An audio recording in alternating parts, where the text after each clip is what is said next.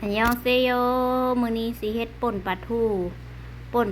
เสิร์ฟผักหอมผักโบที่ตัวเองปลูกไว้ อันนี้คือพักปลูกกินเองเด้อผักหอมผักโบแล้วก็ผักเถิมนำเฮ็ดป่นเสิร์ฟมะเขือป่นปลาทูเสิร์ฟมะเขือแล้วก็เสิร์ฟมะเขือเสิร์ฟเฮ็ดอันนี้แม่นต้มไว้แล้วต้มเฮ็ดกับมะเขือเสิร์ฟกันมะเขือนี่เป็นมะเขือดำกับเฮ็ดอันเขาเอิ้นเฮ็ดพิละบ่เฮ็ดที่เฮาเสิร์ฟแกงมะเผ็ดสุกแล้วตำมะเผ็ดโบกจังนั้นตำมันก็บ่อยู่แหละไปเลยเนาะเพราะว่าโคกมันอันนั้นหั่นนะโคกมันบ่คือโคกบ้านเฮาซะกันน้อยๆสั้นๆตำมะเผ็ดหน่อยนึงลงไปแล้วก็ตำมะเขือบัดนี้ตำมะเขือจักประมาณเละในจักหน่อยตำมะเขือตำเฮ็ดเละแล้วบัดนี้ไปหาโบงมาซิมบันนี้เอาโบงดิซิเลอร์เอาหาโบงกับเห็นบันนี้เฮ็ดผู้เดียวได้การอยู่ทั้งเฮ็ดหลายอย่างเอาโบงมาตักข้าวโคเสิร์ฟข้าวโคเฮ็ดแบบคือบ้านเฮาเนาะข้าวโคกับดำๆได้จักน้อยเพราะว่าโคเองตำเองนี่เสิร์ฟโคเสิร์ฟโฮซิเคอร์โคเสิร์ฟโฮซิเคอร์มันจังหอมข้าวโคนะ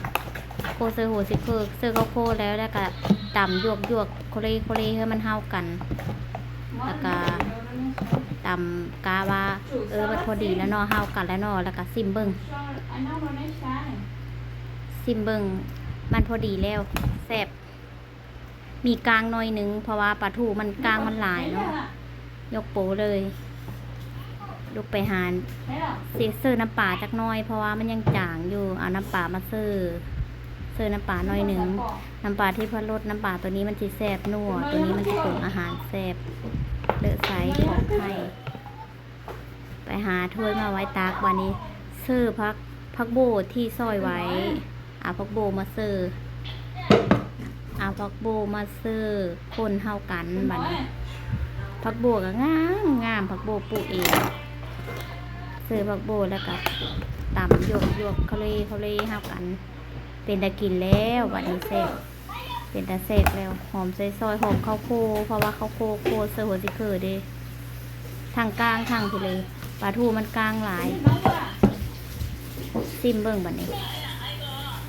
ซิมเบิ้งพอดีแล้วโอเคแล้วเกมตักเสิร์ฟกลางกะหลายยิบกลางออกอยู่หลังจากที่ตำโคเลเฮากันแล้วก็มาเสิร์ฟผักหอมผักโบที่เฮาซอยไว้อันนี้ข้าวโคที่ตำไว้เนาะเอาผักโบผักหอมมาโรยลงโคกแล้วก็ตำโคเลเฮาเพื่อมันเฮากันแล้วเนาะแล้วก็มาเสิร์ฟถ้วยตักแบ่งเป็น2ถ้วยเพราะว่าหลายคนกินเนาะยันยืบ่ถึง6คนเสิร์ฟถ้วยแล้วก็